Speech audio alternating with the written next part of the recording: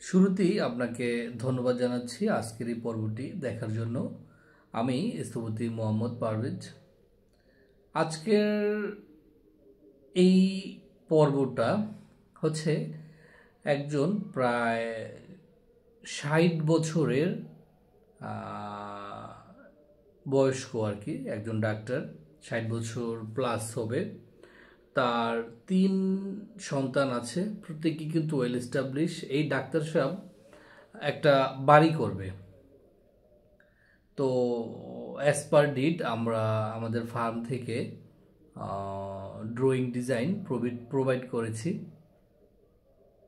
তো মূল গল্পটা হচ্ছে, বিপত্তির জায়গাটা হচ্ছে, যার কারণে মূলত আজকের এই পর্বটা করছি, সেটা হচ্ছে ডাক্তারের গোল আর আমার গোল একই এবং অভিন্ন।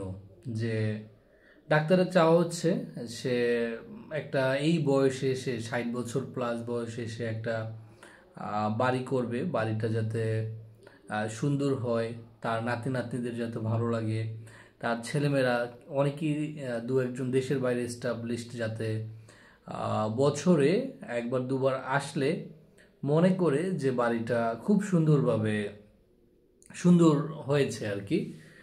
এই তো তো তার চাওয়া আর আমার চাওয়া কিন্তু আমার চাওয়াটা হচ্ছে, বা আমাদের চাওয়াটা হচ্ছে এরকম যে প্রজেক্টটা ভালো হোক। শুধু এই প্রজেক্ট না, আমরা চাই আমাদের ডিজাইন করা প্রত্যেকটা প্রজেক্টই খুব সুন্দরভাবে বিল্ড হোক। কিন্তু বিপত্তির জায়গা হলো এই, দেখেন একটা কাজ ইঞ্জিনিয়ার নকশা করে, আর্কিটেক্ট নকশা করে, সুপারভিশন করে, কিন্তু কাজটা তো বিল্ড হয়, নির্মাণ হয় কার হাত দিয়ে?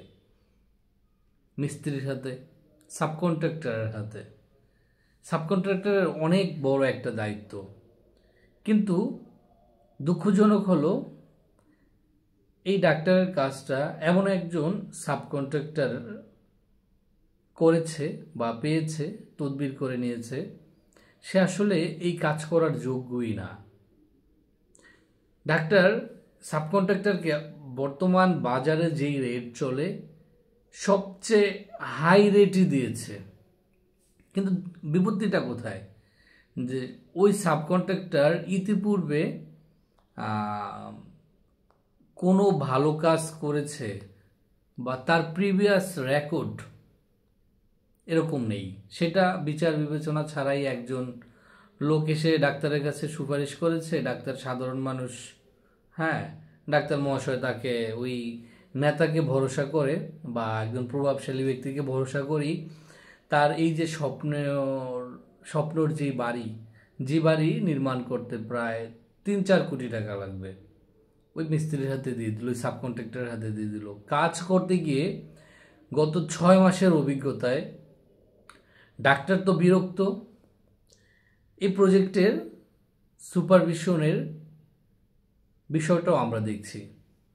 প্রত্যেকটা পার্টে নিম্নমানের শাটারিং ব্যবহার করা, নিম্নমানের মিস্ত্রি, অদক্ষ মিস্ত্রি, প্রত্যেক ফাউন্ডেশনের ডিজাইন না বোঝা, প্রত্যেকটা ক্ষেত্রে ঝামেলা, প্রত্যেকটা ক্ষেত্রে। এখন প্রত্যেকবার আমরা কমপ্লেন দিয়ে যাচ্ছি, ডাক্তারের কাছে অভিযোগ দিয়ে যাচ্ছি যে সে যে স্ট্যান্ডার্ড কাজ করছে এটা কিন্তু প্রপার হচ্ছে না। প্রজেক্টের ইনচার্জ হিসাবে আমি বারবার অভিযোগ করার পরও দেখা যায় সাবকন্ট্রাক্টরকে বিভিন্নভাবে বোঝানোর, ইন্সপায়ার করার, গাইডলাইন দেওয়ার, প্রেশার ক্রিয়েট করার, সে আসলে বুঝেই না যে ভালো কাজ কিভাবে করতে হয়, বা সেই সিরিয়াসনেসই তার ভিতরে নেই। সাইটে সময় দেয় না, অদক্ষ লোক দিয়ে কাজ করায়। যে একজন সাবকন্ট্রাক্টর সাইটে যে ন্যূনতম দায়িত্ব পালন করে সেটাও করে না। ঠিক আছে, কি হলো? কাজটা খারাপ হয়ে গেল। এখন ডাক্তার সাহেব বুঝতে পারছে যে আসলে আমি যার হাতে কাজটা দিলাম, যার সুপারিশে দিলাম, আমার কাজটা আসলে দেওয়া উচিত হয় নাই। এখন ওই সাবকন্ট্রাক্টরকে বাদও দিতে পারতেছে না, কারণ কাজ যারা বাড়িঘর নির্মাণ করছেন কম বেশি আপনাদের ধারণা আছে। দেখা যায় কাজ মোটামুটি একটা দুটা ছাদ দিলে এমন একটা ট্রিকি সিচুয়েশন হয়ে যায়, চাইলেও কিন্তু বাদ দেওয়া যায় না, একটু জটিল হয়ে যায়। তো ডাক্তার তো খুব মন খারাপ করলো, যে মন খারাপ করেও কিছু করার নেই, যা ক্ষতি হওয়ার ফাউন্ডেশন থেকে শুরু করে বিভিন্ন জায়গায় অনেক রকম অসমন্বয় ত্রুটি করেছে, নিম্নমানের কাজ। এই জন্য বলছি, আপনারা বাড়ি নির্মাণের ক্ষেত্রে ইঞ্জিনিয়ার, ধরেন আপনার ফ্যামিলির একজন লোক অসুস্থ, বা আপনার মা, বাবা, ভাই, বোন, ওয়াইফ, যে কেউ হোক, আপনি অসুস্থ, তাকে আপনি চিকিৎসা করাবেন, একজন ডাক্তার দেখাবেন, অপারেশন করাবেন, হোয়াট এভার ইট ইজ। আপনি যেমন ডাক্তারের বিষয়ে খোঁজ খবর নেন, কাকে দিয়ে চিকিৎসা করালে ভালো হবে, ডাক্তারের চিকিৎসার সেবার মান কেমন, হ্যাঁ, যেমন যাচাই করেন, 10 জনের কাছে খোঁজ খবর নেন, ঠিক তেমনি ইঞ্জিনিয়ার সিলেকশনের ক্ষেত্রেও তো আপনারা ইঞ্জিনিয়ারের ডিজাইন কেমন, সাইটে সময় দেয় কিনা, ড্রয়িং স্ট্যান্ডার্ড কেমন, প্রিভিয়াস কয়টা ভালো কাজ করছে, কাজের রেকর্ড কেমন, এগুলো কিন্তু যাচাই করেন।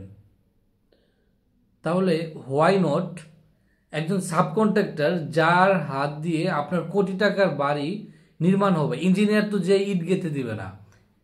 বাংলাদেশের ম্যাক্সিমাম 90 না 99.99% ব্যক্তিগত কাজে দেখা যায় সাইট ইঞ্জিনিয়ার কিন্তু 24 ঘন্টা থাকে না, ম্যাক্সিমাম ক্ষেত্রেই, ডেভেলপার বা নির্দিষ্ট কোনো অর্গানাইজেশন ছাড়া।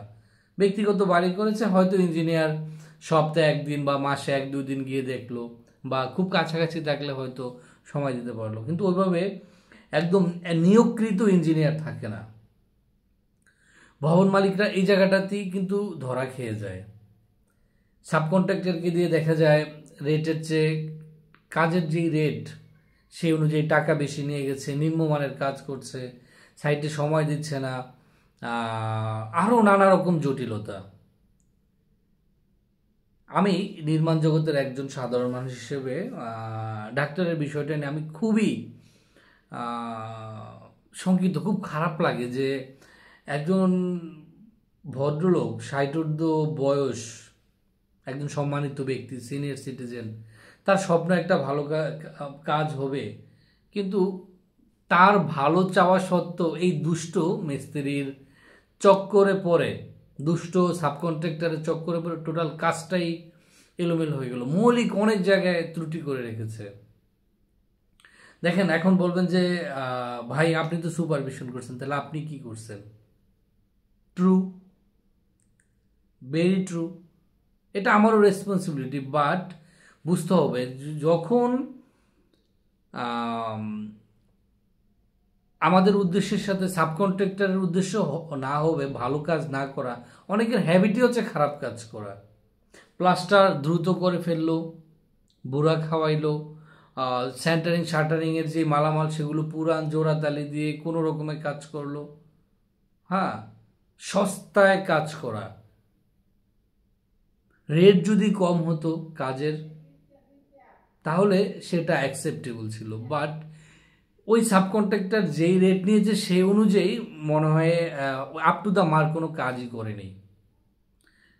এরকম একাধিক কেস, একাধিক ঘটনা চারপাশে আছে। এই জন্য রিকোয়েস্ট ফর মাই হার্ট, একদম অন্তরের অন্তরস্থল থেকে বলছি, আপনারা যেই সাবকন্ট্রাক্টরকে দিয়ে কোটি টাকার কাজ করাবেন, বাড়ি নির্মাণ করাবেন, তার আগের অন্তত 5-10টা কাজ ঘুরে দেখেন। অন্তত ঘুরে দেখতে না পারলে খোঁজ নেন, 5 জনকে জিজ্ঞাসা করেন, জানেন, যাচাই করেন। কিন্তু কেউ একজন বলে দিল, তাকে দিয়ে দিলেন কাজ, যাচাই বাছাই ছাড়াই, অমুক নেতা ফোন করে বলে দিল, অমুকে বলে দিল, হ্যাঁ, ক্ষতি কিন্তু আপনার হয়ে গেল। একটা কথা খুব খারাপভাবে বলা যায় যে নিজের বুদ্ধিতে দেশ দেশ খাওয়াও ভালো। আরও সহজভাবে সুন্দরভাবে যদি বলি, নিজের বুদ্ধিতে বিপদে পড়াও ভালো। অ্যাটলিস্ট আপনি যদি অসুস্থ হন বা আপনি দেখতে যাচাই করতে না পারেন, আপনি একজনকে, আপনার যাকে ভরসা করেন তাকে পাঠিয়ে ওই সাবকন্ট্রাক্টরের আগের 10টা কাজ তার ভালো কাজ ঘুরে দেখেন, তারপর সাবকন্ট্রাক্টর নিয়োগ দেন। রেটের ক্ষেত্রে রেট যাচাই করেন, টাকা কিভাবে দিতে হবে, প্রতিদিন খোরাকি কত, সার ডালাই সময় কত দিতে হবে, এই যে যাবতীয় যত বিষয়গুলো যেগুলো চুক্তি করে লিখে নিন। ঠিক আছে? বর্তমান সময়ে ইট, বালি, রড, সিমেন্ট থেকে শুরু করে প্রত্যেকটি নির্মাণ সামগ্রীর দাম এত, আমি তো দেখি মানুষ একটা বাড়ি করতে গিয়ে ফতুর হয়ে যায়, সর্বশান্ত হয়ে যায়। দেখা যায় সারা জীবনের স্বপ্ন সঞ্চয় এফডিআর ভেঙে জমি বিক্রি করে, গরু বিক্রি করে, ব্যাংক থেকে লোন নিয়ে বাড়ি নির্মাণ করে। এই কষ্টের টাকা, এই শ্রমের টাকা যখন একজন অদক্ষ সাবকন্ট্রাক্টরের হাতে পড়ে, বিনাশ হয়ে যায়, বিনাশ। কান্নাকাটি করা ছাড়া পরে উপায় থাকে না। এই জন্য বলছি সাবকন্ট্রাক্টর নিয়োগের পূর্বে একটু যাচাই করে নেন। ভালো থাকবেন। অন্য কোনো দিন অন্য কোনো বিষয় নিয়ে আবার কথা হবে। আসসালামু আলাইকুম।